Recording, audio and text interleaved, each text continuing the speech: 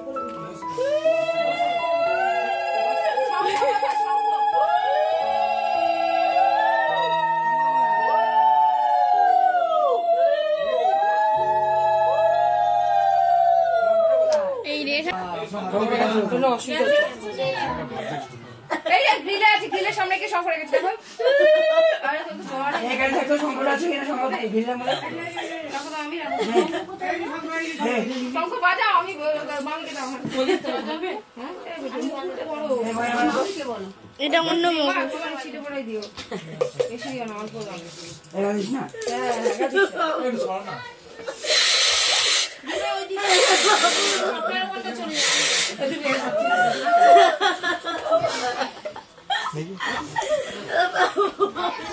সবাই মিলে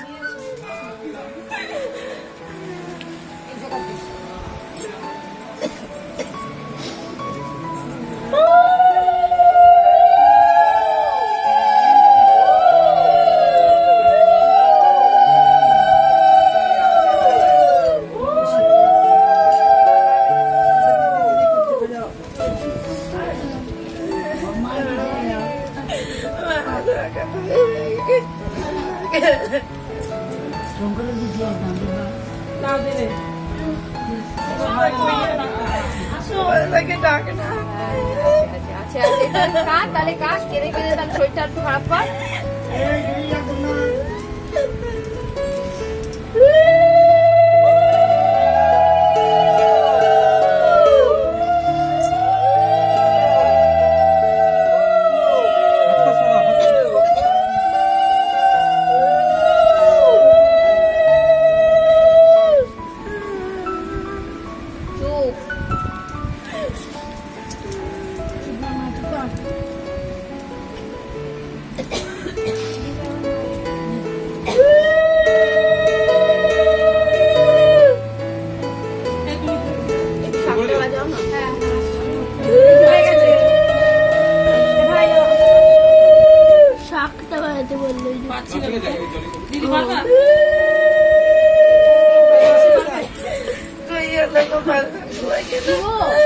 আসো, কান্নাকাটি করলে কি করে হবে? দাঁড়া, তোমার শরীরটা খারাপ করুক, কেউ কেন? তুই কি বিদেশ যাবি? তাহলে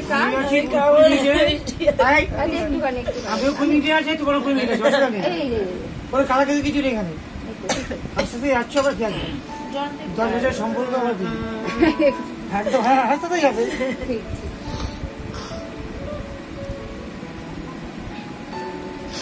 কান্নার কিছু ব্যাপার নেই।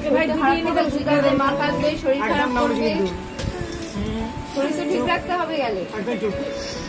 আস্তে আস্তে বলে দিয়েছিলাম, বাবা বলে দিয়েছিলাম। আর মা কিন্তু না না প্রণাম করতে হবে না। আমি কিছু না না না কান্নাকাটি। আরে ঠিক আছে, কান্নাকাটি করার কিছু নেই। তুই তো সবসময় বলেছিস যে তুই দৌড়ে আসবি, তাহলে আমরাও দৌড়ে যাবো, তাহলে কান্নার কিচ্ছু নেই। তাহলে শরীরটা আরো খারাপ করুক, তাহলে মায়ের আধা ঘন্টা লাগে কি আছে? চল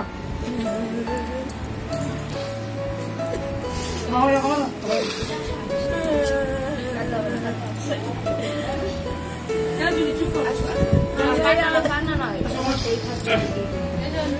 হ্যাঁ হ্যাঁ বাবা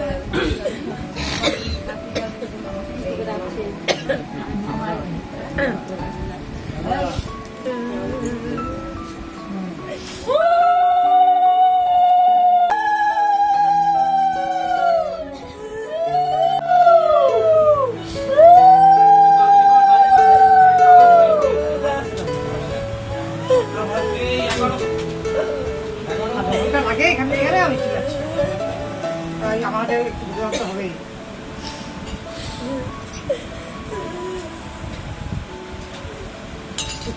আস্তে আস্তে আস্তে আস্তে যে গাড়িতে যাইব গাড়ি আইছে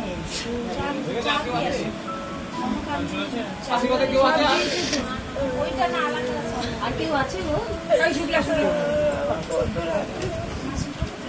আমি আর সতর্ক করবো আমার জীবনে। আস্তে একদম কাঁদতে হবে না।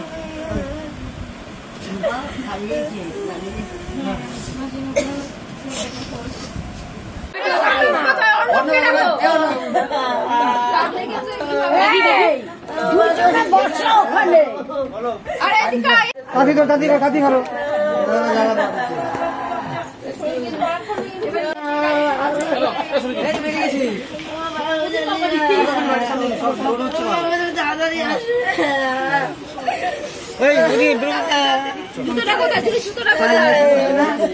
জুতো নিয়ে গেল ভিতরে। এরকম করে কি সম্ভব?